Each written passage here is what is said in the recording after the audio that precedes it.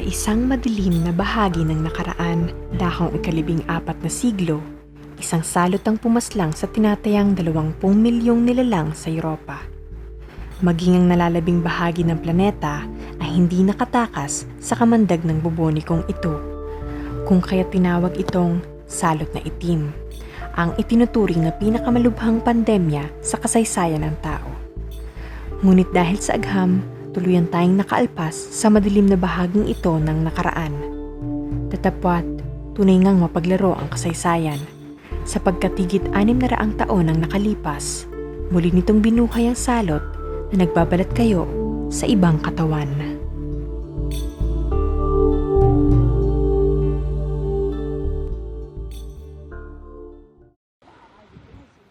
Saksi ang bughaw na tubig ng karagatan ng Tanza Cavite sa mga pangarap na binuo ng mag-asawang Nilulin at Salve. Tulad ng mga bathi sa ating mga palad, ang mga alon din na nagdidikta ng agos ng kanilang buhay.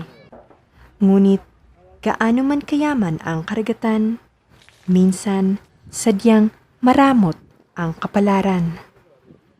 Ako si Nelo Linsola, hulugan 3, Tanza Cavite. Ang birthday ko ay March 29, 1984.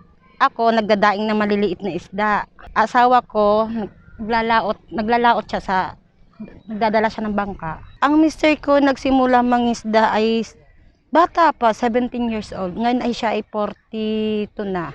Yung panganay ko, 18 years old. Yung bunso ko, 17 years old. Nirahan na kami dito gawa ng nagkaroon kami kahit kapirasong bahay para hindi na kami mangupahan. Mahirap kasi mangupahan.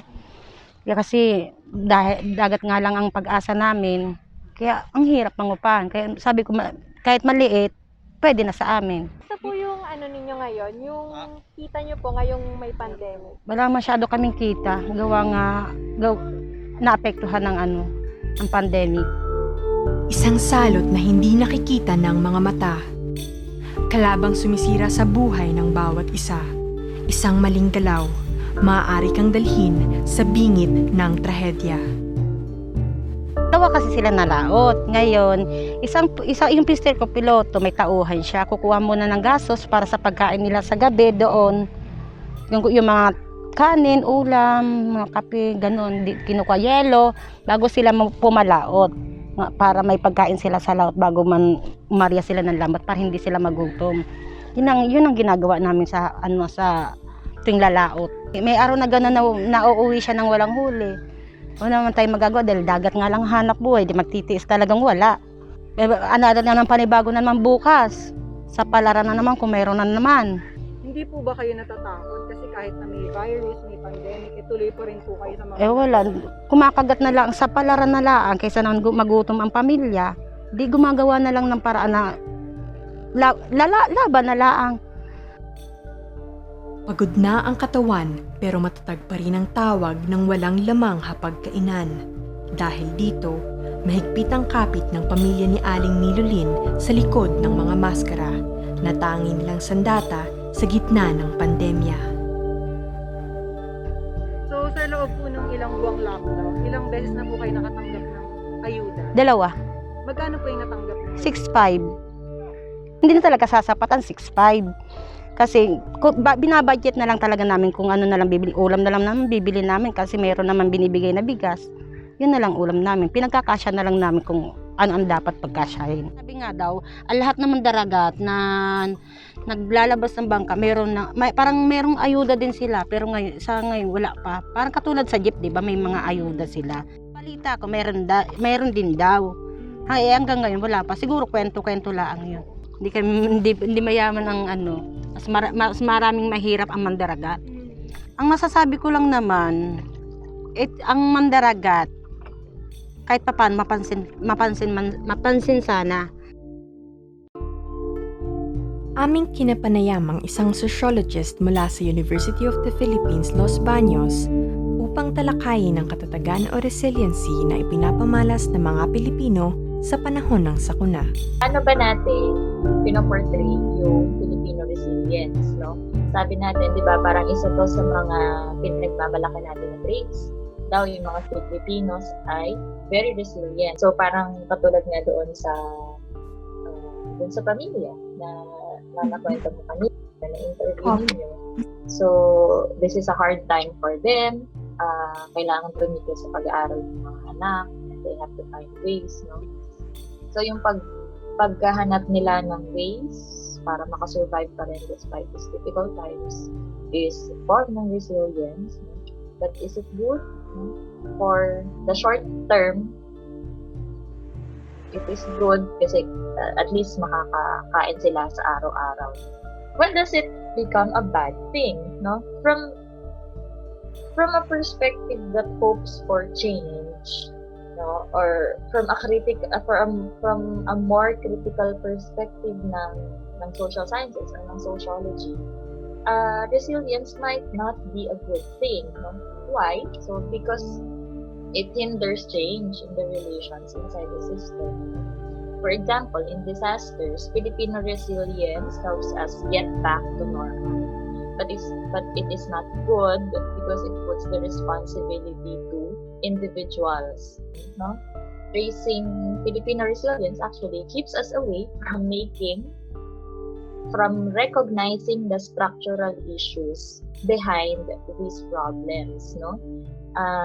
And it is making the government, or it keeps us away from making the government accountable and responsible for the service that they should be giving us, no?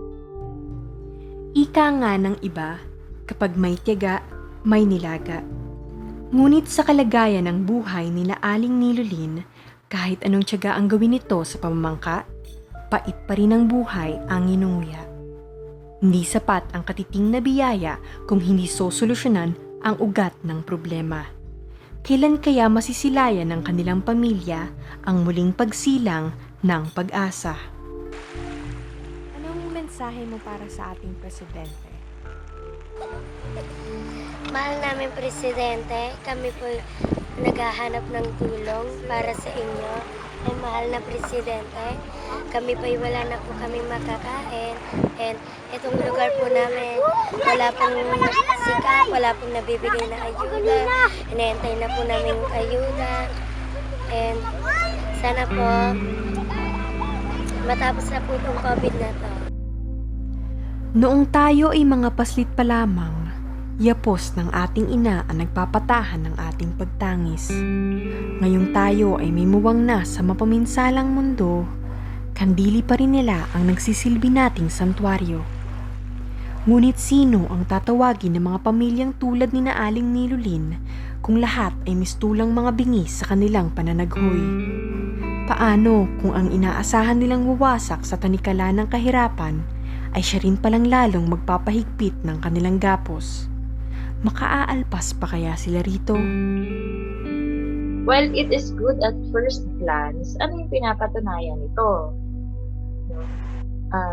Pinapatunayan nito na yung responsibilidad ng pag-ahon sa current na crisis ay nakaatang sa bawat individual, no? Ano na yung role ng gobyerno sa pagsisilbi sa atin, no? Ganong nasa kanila yung milyong pondo para gamitin sa current situation. Sa ngayon po ba may nakikita na kayong, may natatanaw na kayong kahit katiting na pag-asa na makaahon dito sa kinalalagyan nyo ngayon? Hindi ko, wala pa rin kasi eto pa rin kami hanggang ngayon. Ganun pa rin, parang ganito na, parang pakiramdam ko pagtanda namin ganito na lang talaga buhay namin. Nakasalalay na lang talaga sa dagat. Kasi wala naman kaming inaasahan eh. Tunay ngang mapaglaro ang kasaysayan sapagkat higit 600 taon ang nakalipas matapos ang pinakamalubhang pandemyang naitala sa nakaraan, muli nitong binuhay ang salot na nagbabalat kayo sa ibang katawan. Isang salot na hindi nakikita ng mga mata, kalabang sumisira sa buhay ng bawat isa. Isang maling galaw, maaari kang dalhin sa bingit ng trahedya. Sa ganitong uri ng pananaw, sino nga ba ang tunay na salot na nagkukubli sa likod ng mga maskara?